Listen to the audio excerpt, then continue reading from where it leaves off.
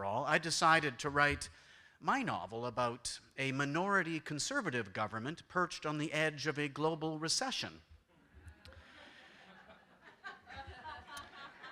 And the date that I pulled out of thin air for the election in the novel was October the 14th. And then over the succeeding 3 years, I watched with mounting horror as everything that I had written came to pass. On October the 14th, 2008, we elected a minority conservative government and were launched into this global economic downturn from which we have yet to recover. And when I would be out on the festival circuit and library readings and in schools, I would often be asked, how did you do that? Are you prescient? Are you clairvoyant? Are you some kind of soothsayer? Yes, I am.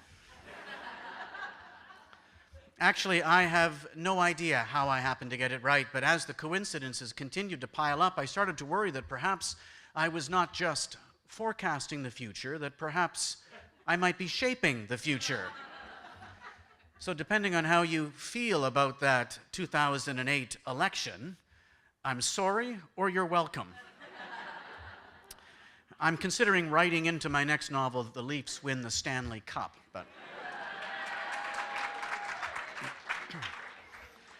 So writing a novel was on my list of things to do for a very long time. I didn't make this up. This is the actual page from my notebook where I kept track of my New Year's resolutions. Finally, after 5 or 6 years, what really pushed it over the edge for me was I got a new laptop computer for the house.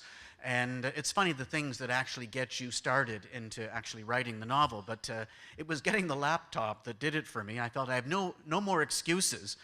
But I thought, well, what am I going to write about? And I thought if I want to be published, I want to be read all over the world, I want to be an international bestseller, I should write about some big questions like love or war or that eternal struggle between good and evil, or the meaning of life, those important questions that seem to dominate literature. And then I thought, wait a second, there's something that transcends all of that and unites more people in the world than any of those questions. Canadian politics.